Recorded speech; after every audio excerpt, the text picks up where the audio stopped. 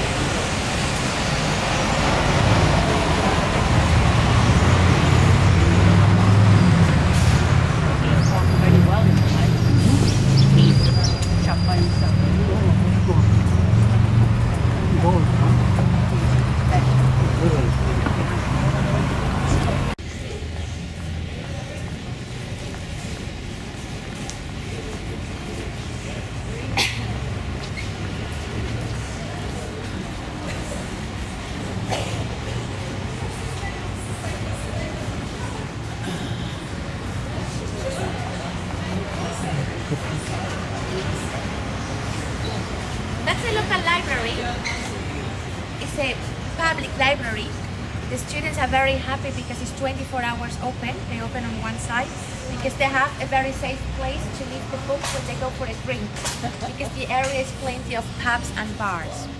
But it was not always a library. In 19th century, it has been built with British money and it used to be the trade center.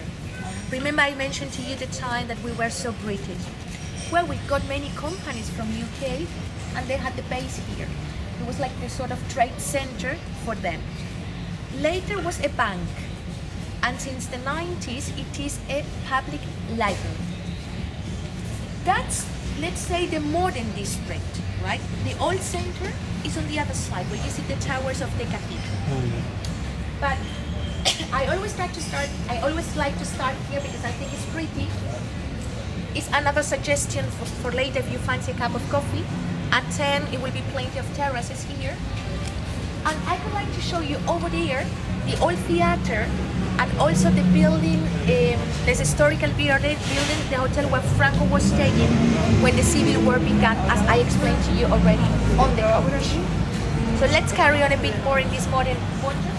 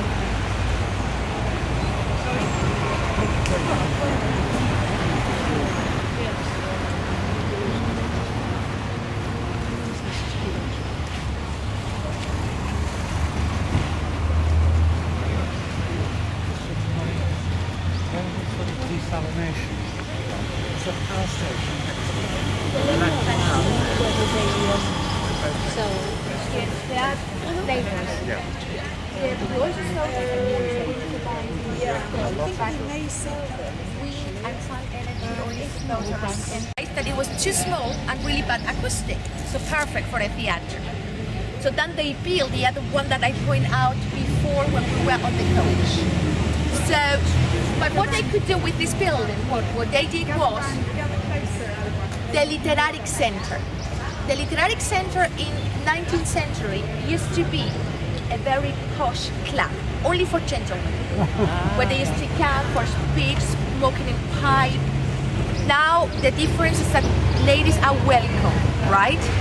But it's a private thing and it's a very important cultural association because they develop whatever is related to the culture. They bring expositions, they do courses, it's quite nice. And it's the best example of a modernist facade on the island. We don't have too much of this kind of facades, you know what I mean? Floral decoration, fruits. Right. The name of this square is Cairasco. Cairasco is the gentleman on this sculpture. Good. This gentleman is back from a previous time. I mean, he was a writer, by the way, and he is of the Renaissance time. I mean, he died in 1611. He's buried in the cathedral. His house used to be in this piece of land. And afterwards, they built in 19th century the theater. That's why the monument is his memory with this 19th century date. But he was, as I said, he lives here earlier. The Cafe Madrid, very, very popular coffee shop. Inside is decorated with beautiful photos of all the celebrities who came in Las Palmas. Many of them are unknown for you because they are politicians and singers. But my favorite one, is in case you go in, it is another option for a coffee, is the photo of the most handsome man in the world in the history, Gregory Peck. Because in 1955, part of Moby Dick of Gregory Peck was filmed here. Good. In the hotel, because it is a hotel over there, in the room number 3, actually the second one in the middle, is where Franco was staying when the Spanish Civil War began. But I don't want to live from here with Franco flavor. I would like to live the square with a better flavor, banana flavor. Over there, behind those trees, it is a monastery, St. Francis Monastery. I'm not gonna make you walk over there because I know you believe me. But in the main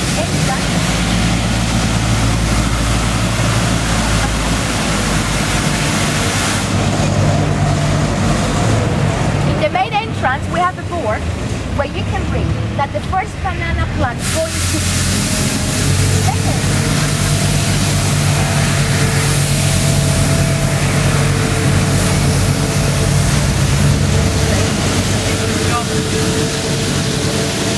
the first banana plant that went to the Caribbean grows here. I mean, the origin of the banana plant is Cochin China.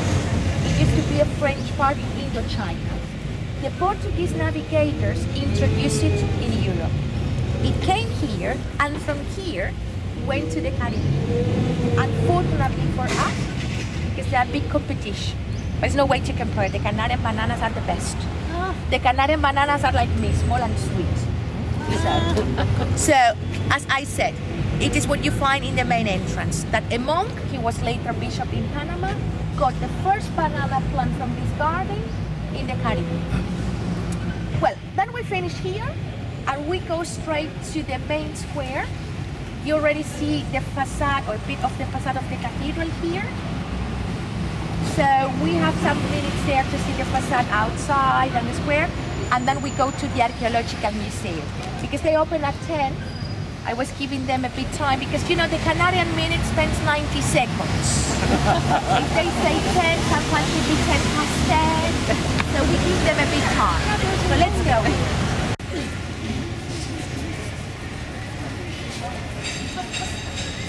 I think I was more on the island.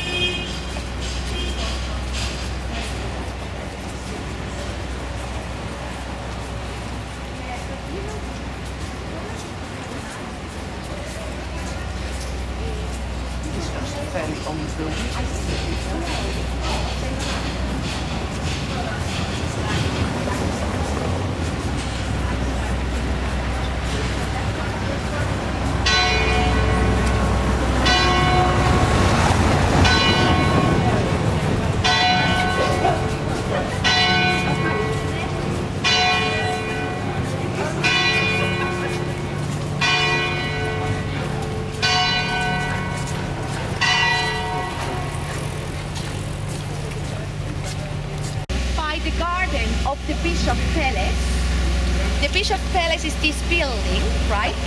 And now we are in front of the cathedral. Cathedral that is not broken, is not finished. What happened? It is not finished at all. Already, at the beginning of 16th century, we had a chapel.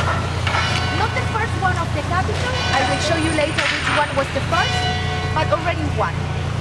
And the reason why is because, as I said, we have been conquered in the name of the Lord. One of the reasons to conquer the island was bringing the Catholic religion and baptizing all the Canarians. So in the order of the Catholic crown, the Spanish already built a chapel here. Over this chapel, they have been building during different centuries, and that's not finished at all. That's why we say they know any cathedral, they're even not working there. And that's also why I discovered a lovely word to describe it. Even you can appreciate it is a neoclassic facade. This cathedral is eclectic. Because if you go in, you see some Gothic touch. Even some altars are Baroque. That is neoclassic, so perfect, eclectic. A mix of this. Because it spent so long time different periods, different architects, different mind. Now we are not welcome because they're finishing the daily mass, right? If later in your free time you want to visit the cathedral, I will show you which door. They have one side door. They charge you €3 and then you can visit the cathedral and a small museum, right? It is made actually with basalt. That's this grey dark material. But I realized when you came on the square, everyone looked at the dogs. That's the first thing. We are English. Well, why the dogs are here? Maybe you already have heard the story that Canary Islands means the island of the dogs. Dog in Latin is can canis. This theory is wrong, but we have a lot of marketing about it. Stickers in the shops, ceramic. Anyway, the story is just a misunderstanding. In the year 25, one African king from Mauritania sent here one expedition. When those people came, they saw sea lions on the coast. Someone wrote sea dogs. Someone did a wrong translation and said dogs. We saw dogs and dogs. Dog can canis. So Canary Islands are the island of the dogs. But this story is rejected. What we accept, like the proper one, is that the first people that populate the Canary Islands, the first people who are living here before they conquered, they came from one location in North Africa between Algeria and Tunisia. And this place was called Canary, with double I at the end. So Canary Islands are the islands of the Canary population. Those dogs came in 19th century. It was a present of a very, very rich and famous British family here. The family Miller. Well, you call it Miller, we call them Miller. That's Spanglish. They were very famous and very rich, and they did a donation in the capital, saying that it was a sort of exclusive thing for the city that welcomed them so good. And they said it was only for this capital, very special, lovely present. Well, when you go home, type in internet, in Hatfield, Mother Queen Animal Hospital, they have the same dogs. But the Millers were liars. They gave the same dogs there. No, but I mean, it is a real donation that they did in 19th century. They are made with bronze, and that's why they decorate the main square, because for a long time, we thought that the dogs were overseen. That's also why they appear on the Canarian flag. Over there is our city hall, the town hall. It's also a neoclassic facade. We have the city hall in Las Palmas, but split up in two buildings. One is here, the other one is in another district. And around we have some private houses. Of course, looking the properties, imagining that moreover they have a courtyard inside, etc. You can forget the price that I mentioned on the coach. Remember when I said 140? Well, it could be here like 4 times more than this. That's probably the only place where the prices of properties didn't fall.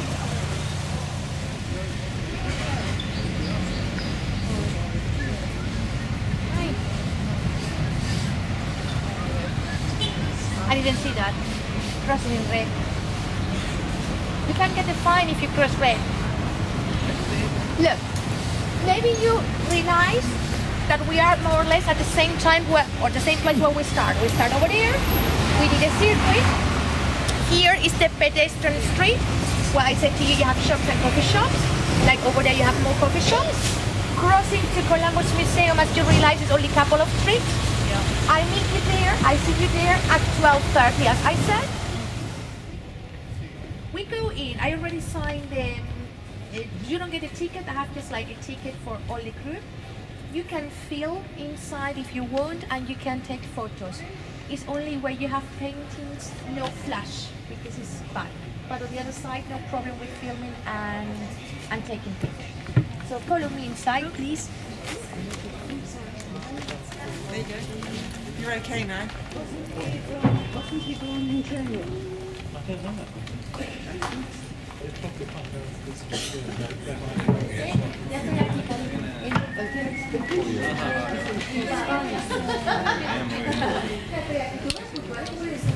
Entonces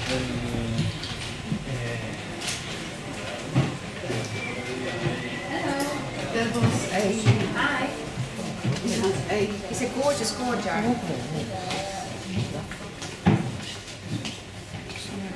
We start to the left, please.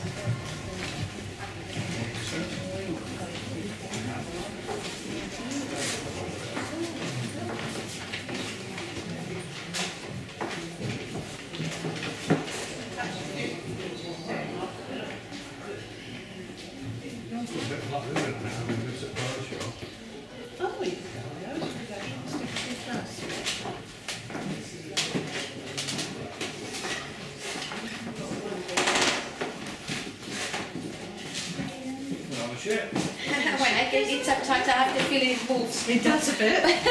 But it's not moving. No, it's us. It's only our feeling.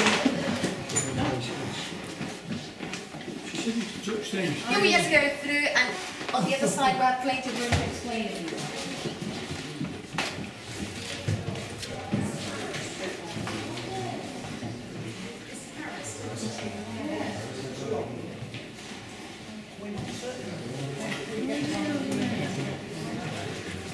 Just go through this first room on the left, and you will see a representation of one of the ships, and I see you here in this bigger room.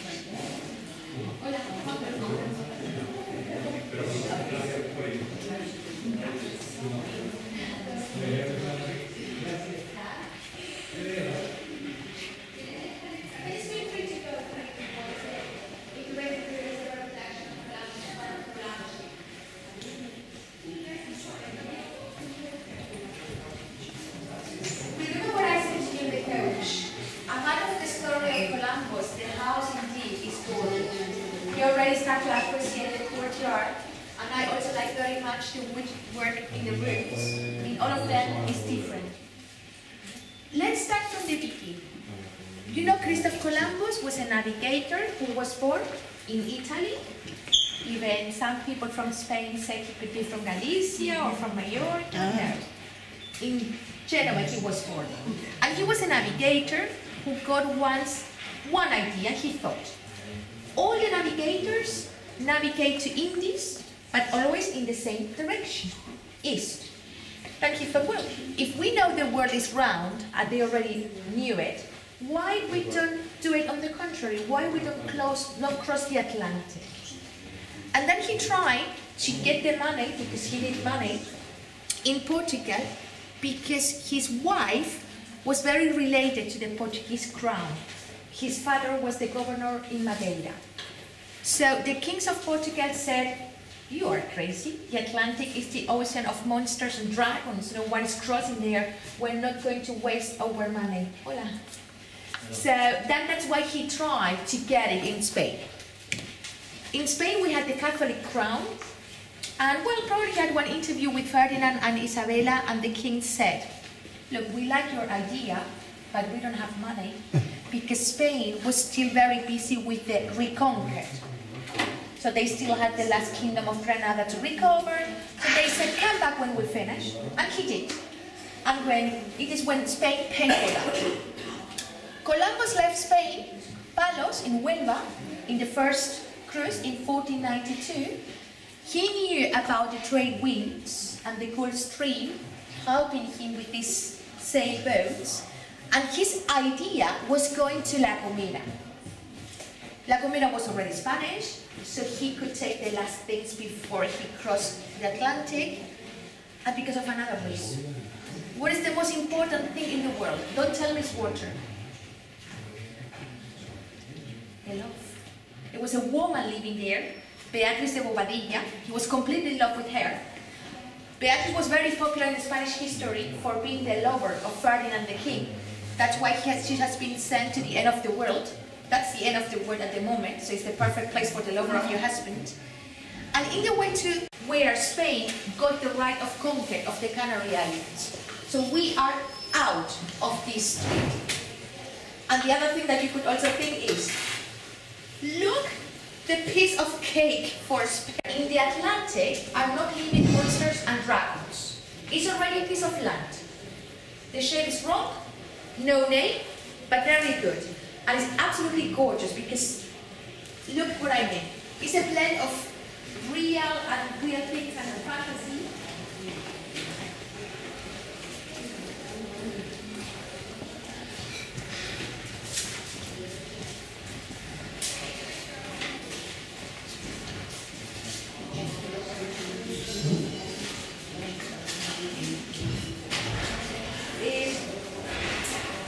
The map is very difficult to understand with the colors, but the original one is made over a sheep's skin.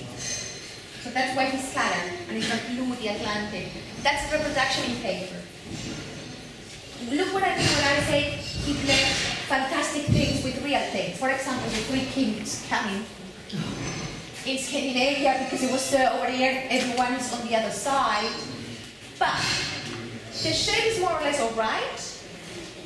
That's the Atlantic, and that's something. It's not clear. The only clear thing is Cuba, something in the Caribbean. So, Juan de la Cosa designed it in 1500, and is the first person who said, that's something already here.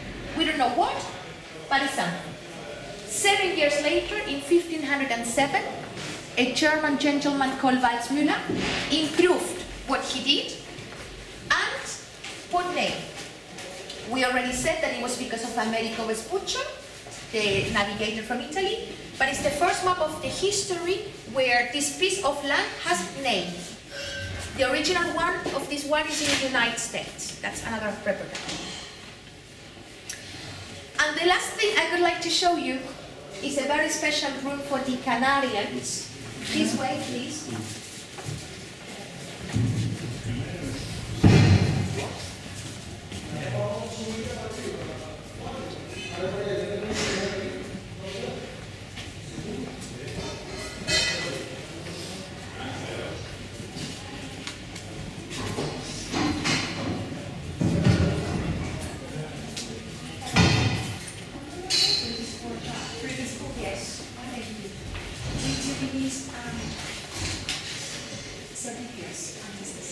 Sí, están en ese courtyard.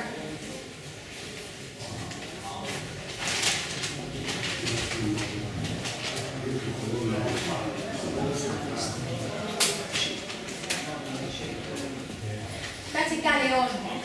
That's different kind of boat that people used to get over for colonization. That's a typical image. Because you know, when Spain got America, America turned like a lovely piece of cake, and many other countries start to be interested.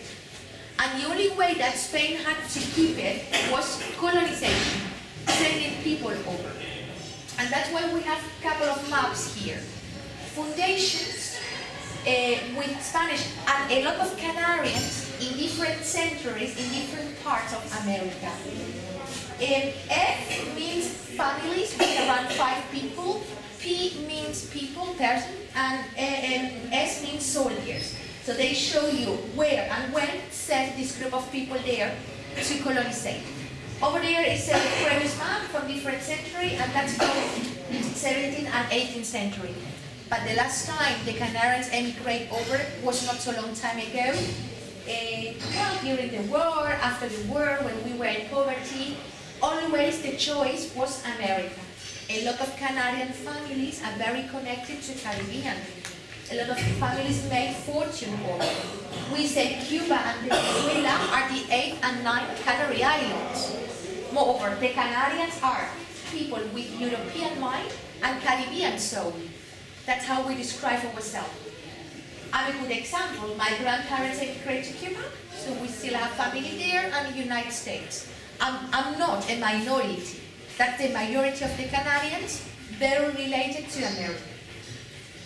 Moreover, the Canary Islands were always the bridge between the new America and the old Europe. I mean commerce. We even introduced products through the Canary Islands, went to Caribbean, bananas, I mentioned them this morning. Sugar cane, many times we suppose sugar cane is Caribbean. Sugar cane is from India. And in Caribbean they discovered what to do with this rum, but we introduced it over. Or on the other side, through the islands and other European countries, we got in Europe potatoes and corn. But because of our situation in the Atlantic, we have been always the bridge between both continents. Good. What we're going to do now is leaving on the left to the next courtyard. Well, let me ask first if we are allowed to do it. If you need it, you have some toilets in this next courtyard, and that's where we'll start to go because the guide is starving. So we get lunch because I am starving. Okay? No, they expect us at about 1 o'clock-ish, 10 past 1, so we're very good with the timing, and we get to get our lunch. Okay? Do you have any question? Okay. So let me check only if we are allowed to go through.